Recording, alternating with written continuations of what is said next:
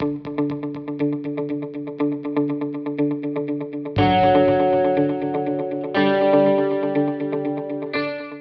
right, I think we're good to go. So I am usually a really big fan of doing introductions without a bio, but I think in the case of our speakers today, you really need to understand their history. And if I were going to do our next speaker without a bio, I haven't even had the actual chance to visit with him today, but I would tell you, he's the guy that I have called in multiple conversations about him that he doesn't even know about. I just call him the Google guy. But I'm going to give you a little bit more actual information about our next speaker. We're about to hear from Brian McClendon. He's a research professor at the University of Kansas, and you know, they actually have a football team, which is kind of exciting for those of you who pay attention. For 15 years, he was a vice president with Google and led the entire geo business unit building Google Maps, Street View, and Google Earth. And I've been spending a lot of time in the other city in Kansas, the other big city in Kansas, lately in Kansas City, and I'm telling you, I'd get lost just going back to my office if it wasn't for Google Maps. So I am a fan of his work and his past business structure. In 2013, he was awarded the United Nations Champions of the Earth for his work on Google Earth. He was inducted into the National Academy of Engineering in 2015 and holds an honorary doctorate in electrical engineering from the University of Kansas. In 2018, he even was willing to put his name on the ballot to serve the state of Kansas in a candidacy for Kansas Secretary of State. More recently, he built two nonprofits, KansasVotes.org and CV Key Project, and he serves on various boards. He is here today to get us to think big. He is here today to get us to think about what technology can be when you first start thinking about it and you don't even dream of what those horizons might be. So be prepared, be ready to think big, be ready to be engaged. Please help me in welcoming Brian McClendon.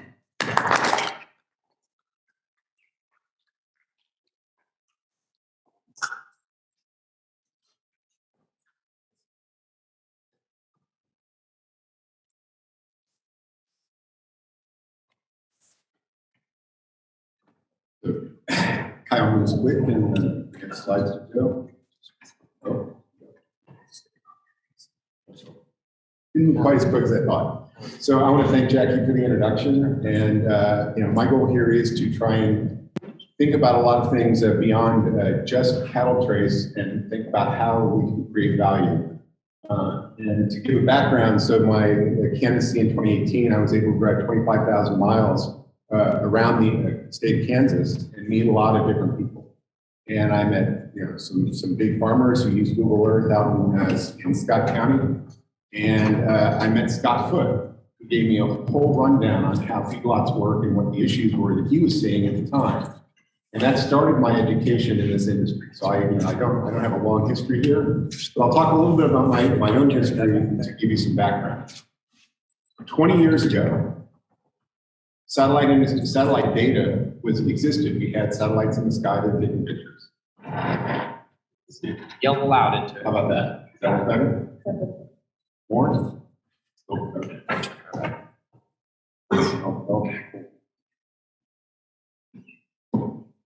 Okay, I'll just hold it right up here. So satellite data existed, but it wasn't easily usable.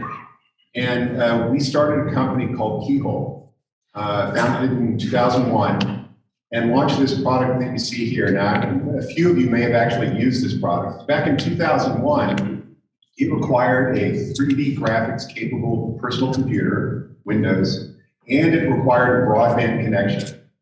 And a lot of people didn't have that in 2001, so we were a pretty small company. But we were lucky. This was at the ramp up of people buying new computers and 3D graphics getting way better, and all of you started to get broadband depending on where you lived. And so we had more and more people that were able to use the software. And it got to the point where even Google became aware of us and decided to acquire us in 2004. And we sold to them because they had, a lot more bandwidth, they had more money, they were going to buy more satellite imagery for us. And we launched a free product called Google Earth in 2005. So 29 of us joined Google and started to build all of the geodata and services that you see in Google today. And we grew that team over 10 years from 29 to about 2,000 people. And we built a product that made this data much more accessible for all the different users around the world. We also created the ability to show your own data on top of Google Earth. So, highlighting and marking, and some of you probably actually started to use it to look at your own properties and how you use your own lands if we have imagery to cover. So this started the idea of taking an existing set of data and making it accessible and making it more efficiently usable. And we started to collect more data. We started to integrate aerial imagery and make 3D building data, and started to create and collect more and more data. We even started to drive cars. So some of you may have seen some of these. These are the Street View cars. There's at least 600 of them roaming around the world. And in 2008, we started to collect this imagery. And we drove millions of miles in the United States, and eventually in over 100 countries around the world now. And we started to publish that data, and the users looked at it, and they got to experience going to a place before they got there, and it was kind of exciting. It was a nice individual use case. What they also did was they looked at the picture, and then they looked at the map data that we had and said, your street name is wrong. That address is wrong. And we discovered the map data that we've been buying from third parties wasn't very good. And so we started to make our own map data using the Street View data and using satellite imagery. And so Google Maps actually created its own map data, and the reason that Google Maps is useful in navigation in Kansas City today is that it is more accurate than anything that existed before we started, because we were able to combine all sorts of new and interesting data to make a much higher quality product. But in the early days, this was a lot of manual effort. We were able to take many different sources, combine them together, and improve the data, but it was a lot of manual work. And so other people started using our data too. And I'm going to put this up as the transition slide to things you actually care about. So what can you do with the data? Well, how many of you knew that typically cows line up north-south on average? Did you know that? More specifically, they line up to magnetic north-south. So your cows have a sensor somewhere in them that can sense the magnetic field of the Earth, and on average, they line up there. Now, this is very interesting. The scientists that did this took thousands of Google Earth pictures and studied them very carefully and measured it out, and 8,000 pictures and figured it out. The two problems with this: one, it was taking scientists and they were manually inspecting the images. And two, for you guys, this is probably not financially actionable information. So I'm going to talk now more about what can we learn from data that can actually help us with production and efficiency and health. So let's talk about data, and I'll start with image data, but there's plenty of other kinds of data as well. Things have changed a lot. So satellite imagery was one source, and of course you all had cameras back 100 years ago even, taking pictures, but there's been a lot more added since. We obviously have UAVs, and we have now cheap fixed cameras that we can start to use in the field to collect more data. And we can collect that data very frequently. Now, some satellite data, low res, you can get daily, medium res, you can get 2 weeks, and high res maybe once a year if you're lucky. But with your UAV data, it's kind of up to you, how much do you want to pay? And obviously with fixed cameras, it's all the time. So let's talk about what we can do with that data. So in this case, this example, this is using Landsat, which has been around for a long time.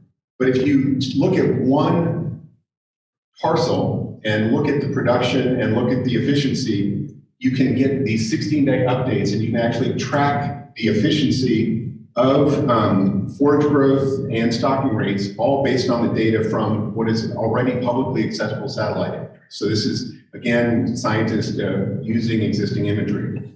This is an example from South Dakota. So there's lots of other things you can do. There's 2 images here. One is visible imagery, and the other is NDVI. And you can extract huge amounts of information from this existing satellite imagery. So how much there is forest similarities. You can determine bare ground. You can determine water coverage. And you can basically analyze how your land is operating. But these are, that's today. this is imagery you have if you choose to pay for it. But let's now talk about the imagery that's coming. And some of you may have already been offered this as an option, or you're thinking about doing it, or even flown a drone yourself to take some pictures of your land.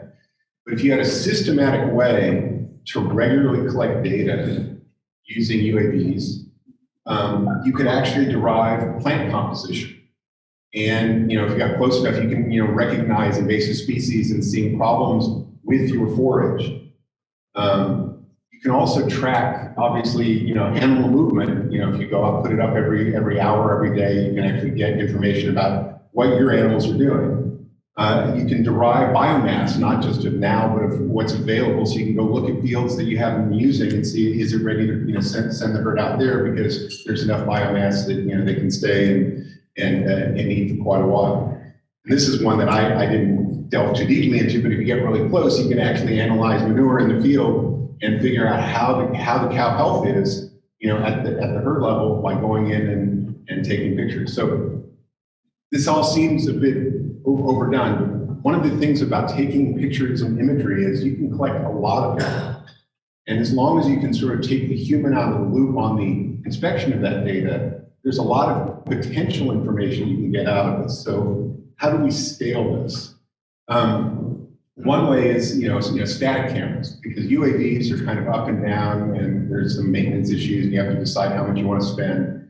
But if you can put a fixed camera out in the field, just turn it on and forget about it, then you can start to collect data that might be very interesting, but very slow moving. So this is an example where if you put a measuring stick out there and take some pictures, you can actually find out the level of growth in your fields just by having cameras pointed at a distant stick and then zooming in and getting a measure over time. So, it doesn't cost much and, it doesn't do much, but over time it gives you a very clear indicator of the status of your field and also, as it's been foraged, how low is it gone? So statically placed cameras are going to become a thing. Now, putting out the pasture is one, but I think that the much more interesting case is when we start to point those cameras at animals.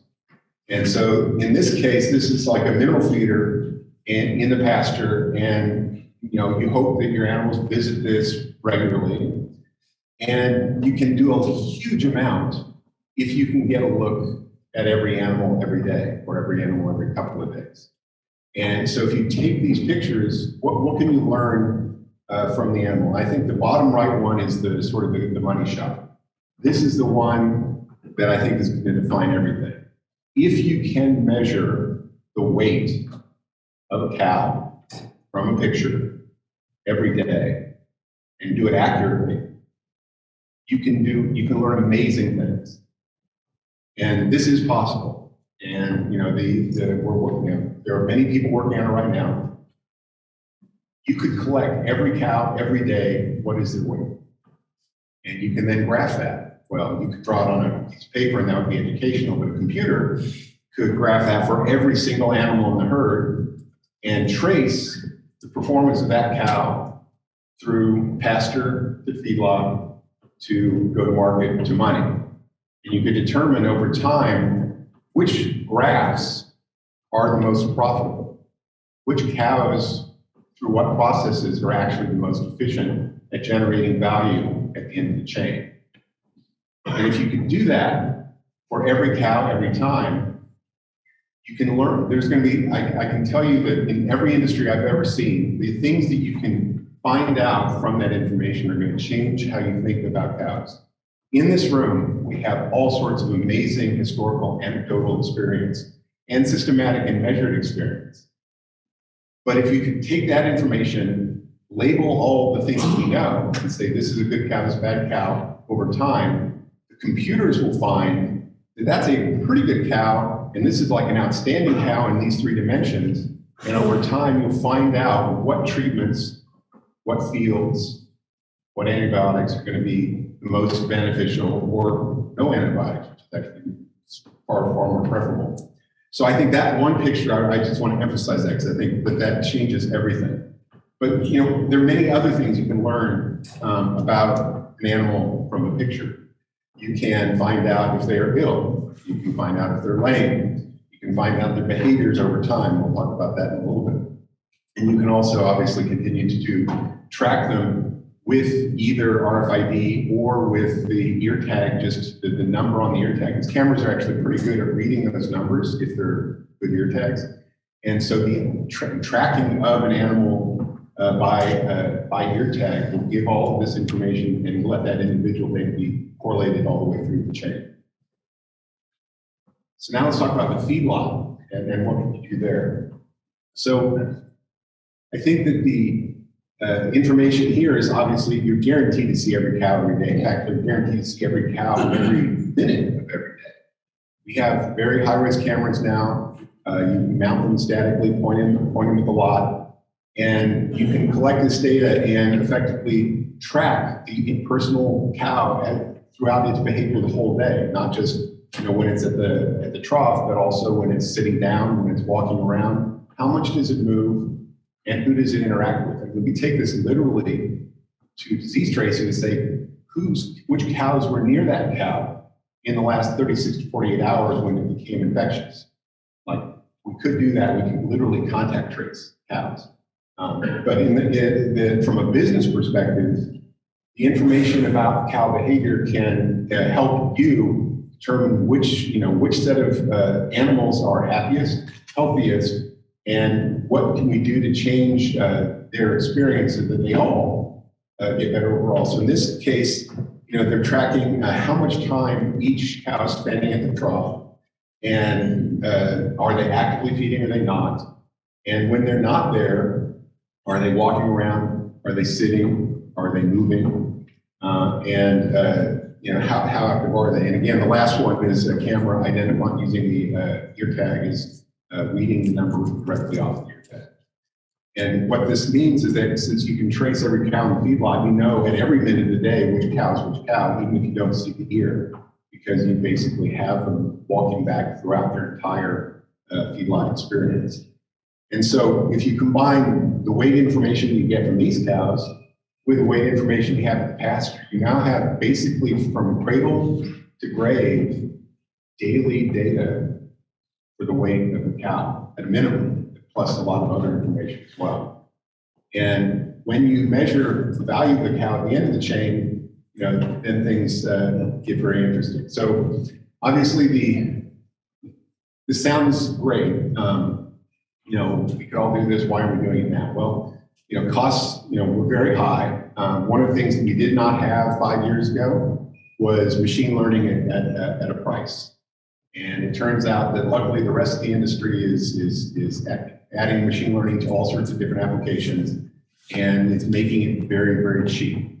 NVIDIA is a company you may have heard of. They are incredible manufacturer of this very fast hardware that makes machine learning accessible to basically anybody who subscribes to a service that can upload the data to the cloud.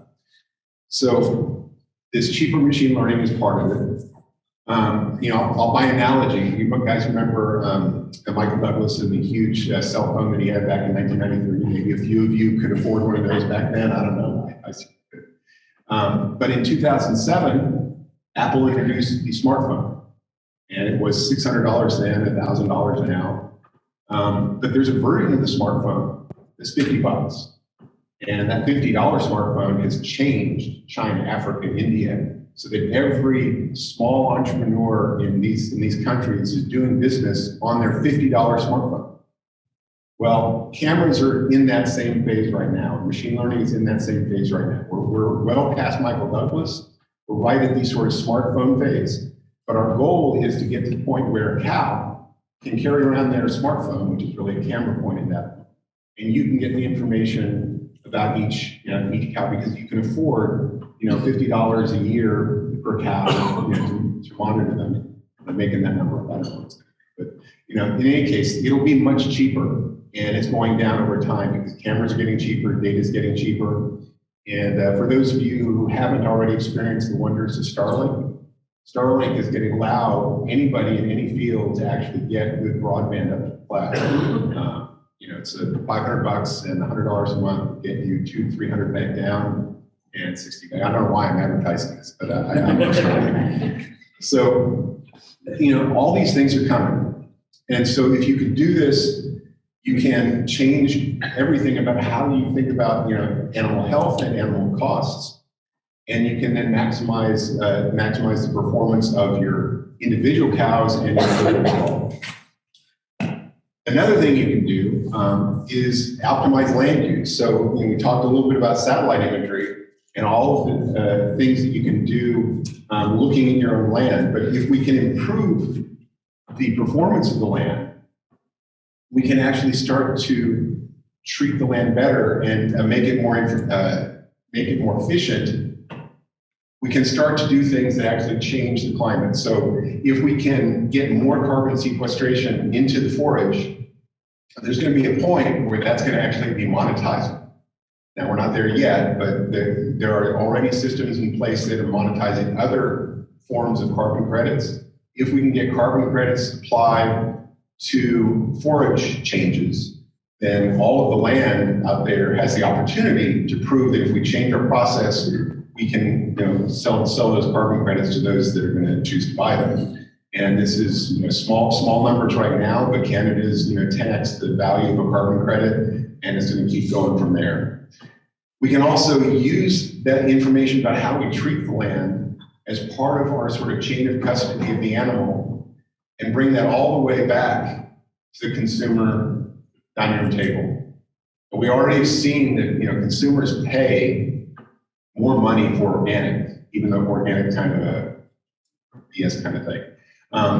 But if we could get a chain of custody that shows that this cow was brought up, with in a perfect world, no antibiotics and a sustainable, forage and efficient feedlot, and was a greener version of the cow, across the street, you can charge more money for that, and you can get a premium for it. And obviously, if we have a chain of custody and we know what the cow's going to be like when it hits the table, it's going to taste better, it's going to be better marbled, we can sell it for more before it gets, gets to the undressing, as I heard it called today. So I think that the opportunity here to really change how people value your end product by describing all of the things that you have done to it during the chain is going to be the big difference in the future. There will be low margin meat and there'll be high margin meat. And the more that you can get on this side, the more value you can create. And all of this really does require, going back to the purpose of this meeting, traceability, being able to connect the dots all the way from conception to the dining room table. So I talked a little bit about satellite imagery and cameras. There are plenty of other systems that are coming as well. Weather sensors, real-time soil analysis. Some of you have already probably been offered wearables for your animals to measure various things. LiDAR is effectively radar using light and can do very precise measurements that possibly help with weight measurement. And then there's robotics that will make some things easier. But all of this tech is coming, but it's only going to be interesting when it works perfectly, it's cheap, and it's reliable. Because the hardest place to deploy tech is in ag. And it's not just because the ag folks are resistant, it's because it's actually an unreliable, difficult, weather producing spot. And so I think that we as technologists need to provide something that just works. So some of what I talked about is research, some of it is in development, and some of it you probably have already heard of. But at the end of the day, if we can get some system in place that connects these dots such that you can sell your product at a higher price, that's what we all want. And the side effect being that we treat the ecology and the animals better as part of it it's great. But at the end of the day, I know what motivates people to make change is, can they make more money with their system? And I think we need to keep focused on that as we build technology, because that's what causes people to spend money, is if they can make money as part of the process. So I think that's about it. This is my license plate.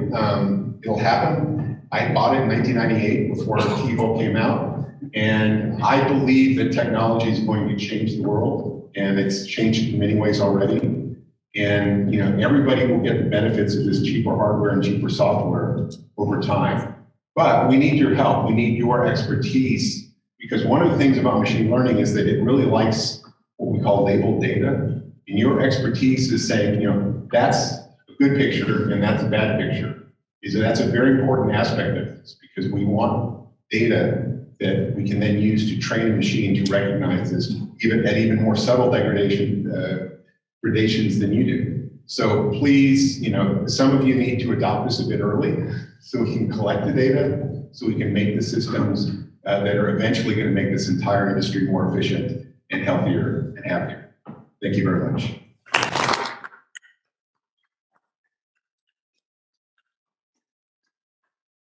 We are going to give you all the opportunity to ask Brian questions. If anyone has any questions, this is a great opportunity for that. I'm sure I cannot be the only one in the room who saw things on the screens today that I had no idea was happening. There are a lot of opportunities for us to use technology, and what we're asking you to do today is think about what he's showing you in regard to thinking big and how it applies to this question of disease traceability. Some of it is very direct, and some of it are things that nobody's ever thought about before. So how can we be the people who start that conversation? But with that, do we have any questions for Brian?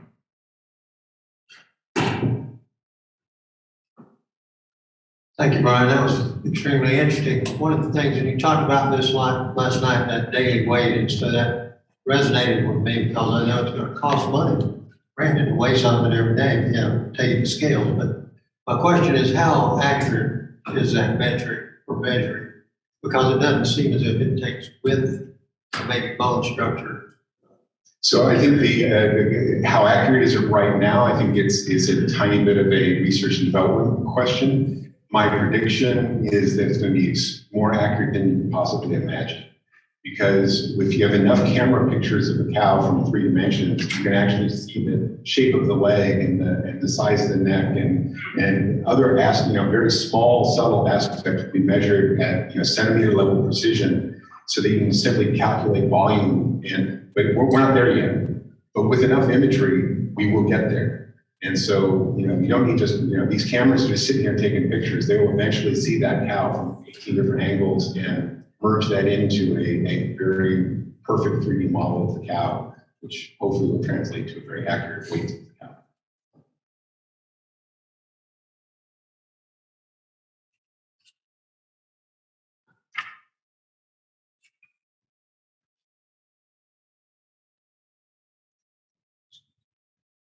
Your data on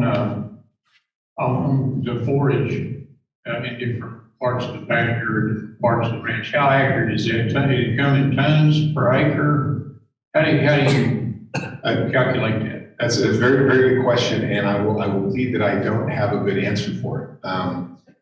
There are scientists in several different universities have been studying satellite imagery for a long time, but the best ways to actually get accurate answers is to combine like the satellite imagery along with those fixed cameras and effectively use the fixed cameras to train what the satellites see. And so, you would like the microphone again. Sorry. Thanks, Brian.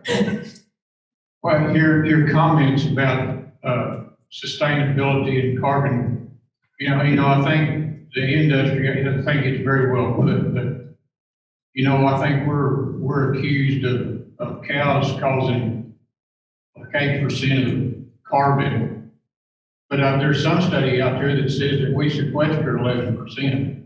If we can, as an industry, use what we're trying to do here today, plus some of the technology that y'all are developing, I think we've got another piece of the puzzle to tell the story to prove what we're already doing, not necessarily what we can do to improve, which we can and are constantly trying to do. But I thought that was pretty good. Right, and you actually brought up something else that I didn't mention, which is methane is actually one of our the industry's biggest issues. Is that cows do issue out some methane, and but diet can change, actually radically change the amount of methane produced. And if you could prove that what you're feeding or how the cow was foraging and where it was foraging was reducing overall methane output, that by itself is a carbon credit as well. So it's not just the biomass, but it's actually how the cow's farting. So, or belching, excuse me. Actually, I think belching is mostly what it's called, right? Appreciate the comments, Brian. A question I have is, many of us are sitting here thinking, I can't even send a picture to somebody at the operational level in the kind of area and service that I have. Could you maybe comment on the idea of like, what is the technology that's coming that really offers us this, you know, if it's all camera based and I can't send a simple picture, like what do we not know that's coming down the pipe that's going to change that? It's startling. So for those of you who don't know, so SpaceX is Elon Musk's company, and he talks too much, but he is a brilliant man. And beyond just putting rockets in the sky, he's figured out how to apply his rockets to put satellite communication in the sky. And this is not DirecTV crappy data that you pay horrible amounts of money for really bad service. This is effectively cable broadband to your farm field anywhere in the world for $500 plus $100 a month. And if you put that in your house, you know, in the ranch house, and you run a Wi-Fi network out that can see the fields, then these cameras can uplink getting on the order of like 40. I have Starlink myself as an early adopter, and I'm seeing between 30 and 60 megabits up, and that's the up is what matters. And so I think we'll be able to get a lot of imagery up. Eventually, the systems will be smart enough. You won't have to upload that much. You can do some, farm side processing of data, and only very small amounts will have to go up. But initially, during this training system, we'll probably want to upload it all. But Starlink's going to allow that in any farm in the country, right? You know, it's right there's this year. It's still a bit hard to get. Next year will be very easy to get. As this expands and we all know it's coming faster than we can handle, I'm going to go back to one very important part. How much protection are we going to have with this data? I mean, as it gets bigger and easier and moves quicker, are we still going to be able to protect data? So I think, I talked a little bit about this last night with some folks, and I think there's a set of data that drives directly to value. And some part of that will get shared up the chain. But there's a set of data that is how you operate, your specific operation that doesn't need to get uploaded, but has a huge impact on how you behave. But for the collection and training purposes, as long as as the learnings from your data stay with you, then I think that's what you'd want, and that's what the system is capable of doing. At the broad scale, to build up, say, this camera weight magic trick that we're eventually going to develop here, we will need a lot of pictures of cows, a lot of different angles over a long period of time. And all that data will get uploaded to build the system. But once it's there, the ability of the system to tell you the weight of the cow from the picture can stay on your farm. For example, but then how much of that data needs to get sent all the way through to the farm, to the dinner table, such that the consumer is willing to pay for it, I think is an interesting sort of data trust, data translation problem. And I really hesitate to mention this word, but blockchain is slightly relevant here. I don't like crypto at all. I don't know what everybody thinks, but this is a case where some ability to assert that this chunk of data that you can't see is complete, accurate, and hasn't been changed will be valuable as we get to the point, because certainly for traceability, I think that's important, but even for information that we don't want to share but want to prove that we have, there might be an application for blockchain in this industry. But don't anybody here buy anything with the word blockchain in it for at least 5 years, because it's probably a scam. Yes, sir. I had one question. When you're talking about the fixed cameras, potentially getting 18 some odd pictures of a cow on any given day and using those different metrics away, how do you tell this fixed camera could be taking that many images of 100 plus animals? How do you manage that data set? Like, how can you tile that back down? Is that where RFID may come into play, or how do you envision that? Right. So, I mean, as a software programmer, it's a small matter of programming, very small. But it is a lot of software. But at the end of the day, when the cow approaches one of the cameras close enough that their ear tag is readable, that camera can identify that cow. But that camera, because it's video, can track that cow as that animal leaves, and it doesn't know, it can't see the ear anymore, but it has segmented that cow in the herd to the point where it knows where it is even after it walks away. And if you have enough of that where cows eventually approach the cameras to see the ear, then the rest of the day, the computer has specific ideas about each one of these animals. And maybe they're wrong, maybe the computer makes a mistake, but the next time that cow comes close to the camera, they can then go back in history and go, whoops, wrong cow, and then they can unwind it and resolve the entire herd's identity. So, small matter of program. That will, if I were managing this project specifically, I'd say I will have that perfectly solved in less than 2 years. So it's not there now, but it's coming. It'll happen.